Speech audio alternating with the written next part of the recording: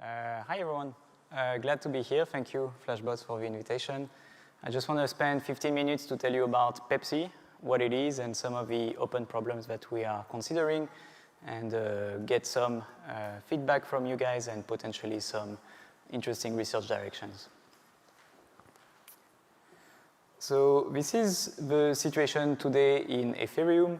The Ethereum protocol has some amount of control over the validators. It sees a couple of things that the validators are doing, but it doesn't see everything that the validators do. And in particular, it doesn't have so much control over the way that validators are building their blocks, which led in the recent past to the separation between the role of the proposer, which is the validator staked in the Ethereum protocol, and the builder, which makes the block on behalf of the validator. The reason why this separation exists is because to make a very good block, it's kind of difficult. You have to be very sophisticated, know where the arbitrage are, potentially get some exclusive order flow. And so validators figured out that if they wanted to optimize their payoffs, they might as well delegate that function to parties that are specialized in doing that. So I was working on that topic quite a bit last year. The more I was working on it, the more I felt that there could be dangers with this approach. So whenever something escapes the boundaries of the protocol, us protocol designers have this tendency of saying, well, we should just enshrine it, and then we can just solve the problem. But enshrining PBS is enshrining a lot of things at the same time. It's enshrining the fact that builders exist and that they provide some service to the network. This is perhaps less controversial after the Vitalik blog post on the endgame, but it's also enshrining a very specific way of doing that contracting between the builders and the proposers. So the builders build the whole block for you, and that may be too coarse a mechanism to have in the protocol. And why this mechanism might be too coarse? Because, well, if the auction is like very bundled, the builder centralization might get worse. And so I wrote this fairly long post about the topic just before DEF CON, so not many people read it. This was pretty much the reaction that I got, but I was trying to make the case that we should think about unbundling PBS and potentially look at this system that I call protocol enforced proposer commitment to recover some of the flexibility that PBS was lacking, in my opinion. So I'll get into that.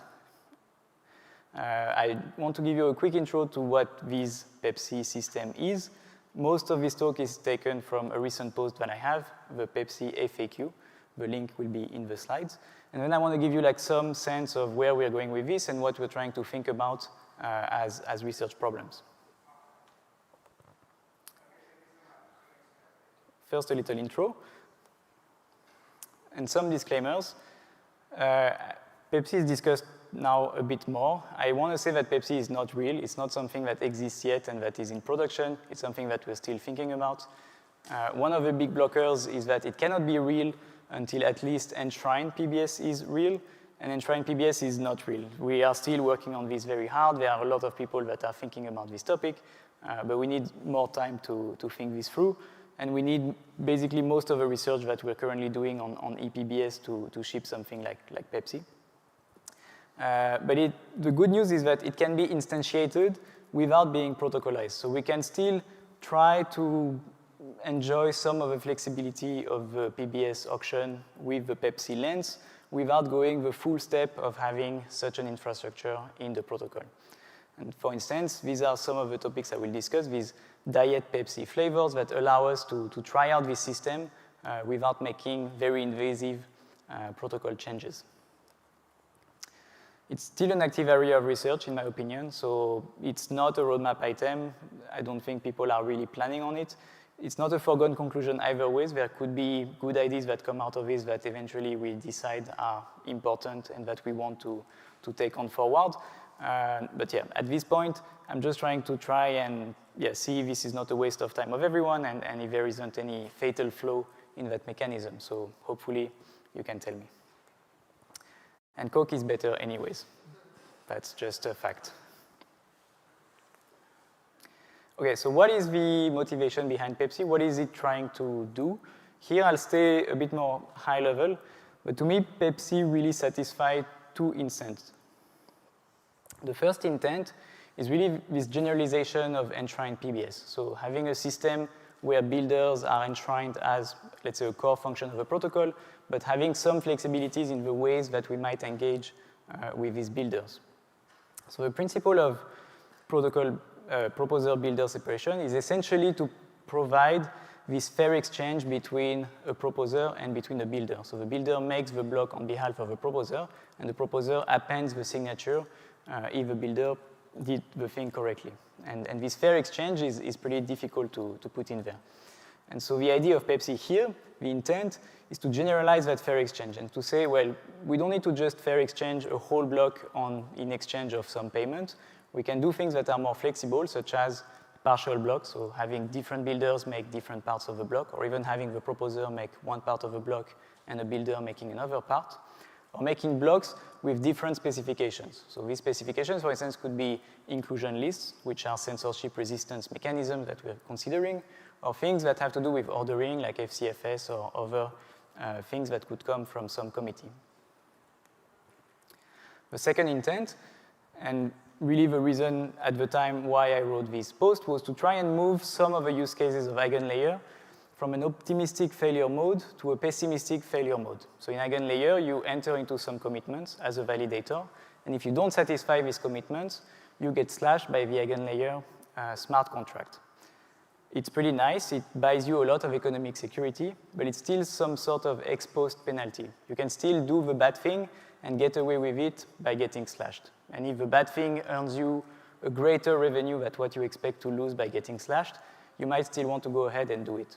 And I foresaw that for some of the use cases of eigenlayer, we could do better. And we could, in fact, prevent entirely the proposer from doing the bad thing by enshrining these commitments in the protocol. And so the difference between optimistic and pessimistic is getting slashed after the fact or not having the possibility to even make a block that is invalid and doesn't satisfy these commitments. I synthesized that with this Venn diagram. So PEPC is neither a full generalization of ePBS nor completely englobing eigenlayer. To me, it sits a bit between the two. It aims to generalize some parts of PBS, and it aims to provide a bit more security for certain use cases of eigenlayer. So the first intent of generalizing ePBS is the idea that we've enshrined PBS where the proposer expects a full block from the builder. We write directly into the consensus logic that this is what we expect. We write that we only accept full blocks from the builders, and we check that validity condition every time the full node executes the state transition. And so the consensus logic is checking the validity based on this global setting that says we expect a full block from the builder. And so the approach of PEPC is saying, what if instead of having this globally set in the consensus logic, what if we had some kind of generic evaluation function that could take in any argument that was provided by the proposer at the time of block creation? So the proposer would say, my block will be valid if it satisfies this and this and this condition, and if it's not, the consensus will just ignore it. So the rest of the nodes on the network will just forget about it. So the name I gave to this idea of a generic function is it's a bit like a proposer hook. So it's a way for the proposer to inject a bit of programmability into the state transition function of Ethereum. This is a schema of what this could look like. So for instance, this is adapted from the two-slot PBS design. In the first slot, the proposer makes a commit block that contains consensus data such as the votes from the attesters, and it contains a template payload. So the proposer here would say, I commit to building a block that uses two parts, one part given to me by builder A and one part given to me by builder B. That's what happens during the commit phase. The block commit is finalized, and during the reveal phase, the builders are expected to then reveal the parts of the block that they're making for the proposer. And they are matched to the template that the proposer has made during the commit phase. That was for the first intent, so generalizing PBS, a bit more about these eigenlayer use cases. I took this from a podcast that Sriram did recently with Bell Curve, where he explained that for him, there's 3 main use cases for eigenlayer. The first one is economic security, where you just want to have as much money as possible behind a commitment. So saying if this commitment is broken, $1 billion will just evaporate. The second type of use case has to do with decentralization, where you want to have as many people, as many logically distinct entities behind a commitment. That's useful, for instance, if you're running an MPC and you don't want the parties to collude, so you want the set of parties to be as wide as possible. And the third type of commitments is proposers making commitments about the blocks that they are building, and they are getting slashed if these commitments are not satisfied. And I feel like what PEPC addresses is really the point number 3. So having this facility that allows you to make commitments that are unbreakable, that are just making people ignore your block if you don't satisfy these commitments, and disallowing you to do the bad thing that you could do from breaking this commitment. Okay, so that was a bit of PEPC philosophy. I just want to give some news. I think we have some interesting directions that we are pursuing, myself, people in my team, and also other people that we're collaborating with. So I want to give you some ideas of what these are. The first idea is something we call PEPC Boost, and it's essentially using the current infrastructure of MEV-Boost and having the relays of MEV-Boost encode the proposer commitments. So the relay would be the one that checks the validity of these commitments. Why we think that might be useful? This is motivated by something that many people have observed in the current MEV market, which is that the top of the block is very valuable because that's where people want to land their SEX-DEX arbitrages, and the rest of the block might have some interesting interactions with the top of the block. And so what we're aiming at here is saying that, what if we divided the block between one part where we auction off only these slots for the SEX-DEX arbitrages, and the rest of the block part which can be built more generically by any other builder. And we have some theoretical idea that this might make the auction more competitive. This might force integrated builders to unbundle these two functions and compete more fiercely for both parts. This is a paper by the SMG folks, which were here earlier. And we're thinking about that. We're trying to do a bit more research on that with Philippe, who's an EPF fellow, and trying also to develop a prototype. So take a relay from MEV-Boost and try to code this auction mechanism here. This is work with Bharat. Another flavor of PEPC, again, diet PEPC, so out of protocol, is the idea of PEPC DVT. And here, Hatip Diego, who's in the audience. And the idea now is, instead of having the relays from MEV-Boost encode proposer commitments, now you have distributed validator technology nodes that encode these proposer commitments. So distributed validator technologies is a way for you as a validator to essentially have a multisig that controls your signature capabilities. So you say, I'm a validator, but I'm going to have other nodes in my network that needs to sign on a message before I can sign on my block. And if these other nodes, for instance, could be Ts, are the ones that sign only if the commitment is satisfied by your block, you can have this sort of game between the proposer, so the DVT network, preventing the proposer from proposing a block that doesn't satisfy the commitments made by the proposer. This is very interesting. Diego just posted about this yesterday, so I encourage you also to check it out. Another cool idea that comes out of our PEPC research, and it was one of the main criticisms at the beginning, is how do you burn money with PEPC? So in Ethereum, we like to find mechanisms that burn as much money as possible. We had the clue that EPBS would allow us to do this MEV burn. How do we do that with PEPC? That was not clear. If you have general programmability of the proposer commitments, how does the protocol manages to tally up the value of the block that the proposer is making? That seemed like a hard problem. But we think we found a way to have this mechanism. It uses what's called as the parallel proposer mechanism proposed by Domofy for the commit block. So the idea here is you have every slot a set of proposer, imagine 15 or so, each proposer has to make the best possible commit block. So has to figure out which is the best set of commitments that returns them the most value possible. So they make this commit block, they attach a bid to it, and they say, okay, this is the bid that will maximize the value that this block is making. And once the proposers have made that, the attesters will enshrine or make canonical the commit block that returns the most value to the protocol.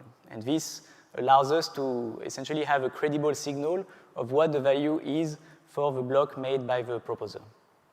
So the status of that is we're still trying to think through whether this mechanism works, but there is a long chain of dependencies. We first have to figure out ePBS and MEV burn for ePBS before we can be convinced that this really works. Okay, so there's a ton of flavors of PEPC, and I just wanted to have a bit of fun with it because I keep hearing this word, and I'm the first one getting bored, but we're planning this expansion of the PEPC cinematic universe. We'll have Prof PEPC in November 2023. We'll have the PE and the PC in February 2024.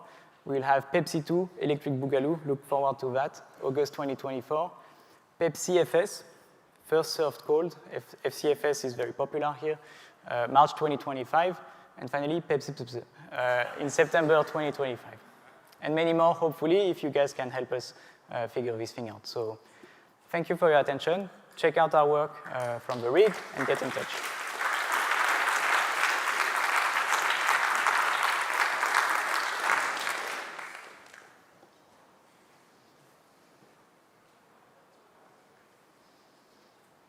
It's been a long day. Hey, Barnabé, thanks for the talk. So I'm curious, in the sort of last discussion about Timothy's MEV-Boost proposal, we're talking about having like multiple proposers, but also having these proposers engaged in potentially different kinds of commitments. Yeah. And I can see the appeal in that you have now sort of like a market for commitments, and it's very interesting, but is there not also some risk in that you make the market very complicated for the other side of the market, and in doing so, impose sort of like technical barriers to entry for people trying to sort of interact with the blockchain? Yes, so by the other side of the market, you mean the proposers would have to deal with that complexity? Not the proposers, everyone else, builders, everyone and else, sort right. of Yeah. user-facing tech. Yeah. So today the way this market is sort of operational is via MEV-Boost, which is a piece of software that does something pretty complicated, but that you just run as something that sits behind your node as a proposer. I wouldn't expect that proposers, if we have, I don't know, 1,000 different proposers on the network, that they'll all hack their different commitments, etc. I would expect that you would start to find pretty quickly which are dominant strategy, commitment, or market structures that you want to commit to. I do think that it's nice to have this flexibility in a way that doesn't rely on hard forking Ethereum every time we want like a different market. So yeah, but I do worry also about the complexity of having this. This is why our approach is to be more incremental and to say, let's find like small use cases that we can try to work out and prototype. So for instance, this PEPC boost, which is, it's not a tiny change, but it is incremental to what we have today. And then over time, as we get more comfortable with different commitments, so for instance, Prof is another way to add extra things to your block. I feel like within a year or two, we'll start understanding what should be the shape of the block and how should it be segmented for maximal revenue. So yeah. But there's a tension for sure. Thank you. Hey, Sam. Hey, thanks, Barnabé. This is great. So for this PEPC Boost initiative, it seems to kind of run in contrast to recent trends in the kind of relay supply chain, where we're kind of moving more optimistic and kind of trying to decrease the latency as much as possible. So we're doing some additional validation here, and it seems like there does need to be some coordination across relay implementations to actually get this to work. So curious how you're thinking about that, and if you actually deploy one PEPC relayer and only everybody else is doing fully optimistic relays, you might not actually work. Yeah, that's a good question. So the idea of the optimistic relay is that it doesn't need to validate the block that it receives. and the builder has some collateral, and if the block is invalid, the builder collateral would be given to the proposer. The optimistic relay is a way to incrementally move towards this idea of EPBS. And to me, the idea of EPBS bundles the idea of proposers as being just very passive and just taking in whatever is given to them. So yes, the PEPC relay would definitely go in the opposite direction, in being more opinionated and in having a different way of thinking about the market around it. Yeah, so I would say it's not as much a tension between the PEPC relay and the optimistic relays as it is a tension between monolithic EPBS and something like PEPC. But to talk a bit about optimistic relays, I'm not actually clear that PEPC relay can't be optimistic. I think there might be possibilities to make it optimistic. And so then you could have something that is competitive with other relays, in that the PEPC relay would still allow a very fast pass-through of the bits to the proposer. Yeah, but we need to do more research on this, and this is something we are considering at the moment. Yeah. Do I have more time? Yeah. You mentioned that the proposer commitments can be thought of as a hook, as a validity function that is evaluated as part of the consensus. And then I think you described a few different constructions for how that could be instantiated. But I was wondering, maybe from a slightly higher level, what are some of the kind of design constraints on this hook, if you were? So what would be some things that you could reasonably express in the hook? And maybe also, are there interesting examples of things you could not reasonably express? I see. Yeah. So the hook would not be the commitment, but the hook would be the thing that evaluates the commitment. So the hook, in the same way as like these Uniswap hooks, where you can inject something into the pool and the hook is the, yeah. The constraints on that, and this is also something that I left a bit open-ended in the original post, is how do you write these commitments? My approach was to say, well, we have an EVM, it works, people know how to develop with it. Can we just make commitments be EVM programs? That would be, in my opinion, the simplest. Another design consideration is whether the space of commitments shares the same state space as the space of contracts, like the execution layer of Ethereum. I think it should, because it will be much easier to make these types of commitments. But you could also have different constraints, like commitments cannot write to the state, they can only read stuff, etc.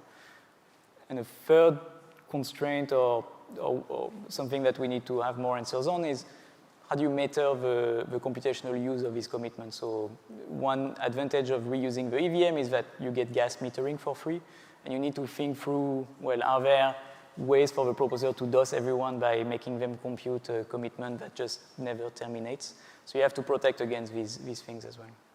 Does that answer your question? Yeah, thank you. Yeah, thanks, Lawrence. Hi, Barnabé. Hey. Thank you for the talk. I have a quick question. I think following along similar lines, you answered some part of it. But just on a high level, if I'm a consensus researcher, now my validator can do arbitrary things, commit to arbitrary things. How do you think, as a consensus person, when I'm designing new protocols or reasoning through them, how should I think about them? Can you repeat the last part? Sorry. Yeah. So if I'm a consensus researcher, I want to design a new protocol. But in my protocol, my validator or proposer can make arbitrary commitments. How should I reason about the safety, liveness, and all the properties about my consensus protocol? I see. So the safety here would still, this is what I was saying when I was saying that PEPC has a direct dependency on EPBS. So the questions that we're having on EPBS is the questions around safety and around atomicity of the exchange between the builder and the proposer. I think you would want, ideally, to, for instance, in the two-slot design, to me, there's a fairly clear separation between the safety and liveness of your consensus protocol and this sort of interface between the application and the consensus of your chain. So the safety and liveness would still be preserved by the fork choice and your finalization gadget. I don't think it would add any extra constraint to that. Yeah, but I could be missing something. Thank you. Yeah, thanks. Let's thank Barnabé.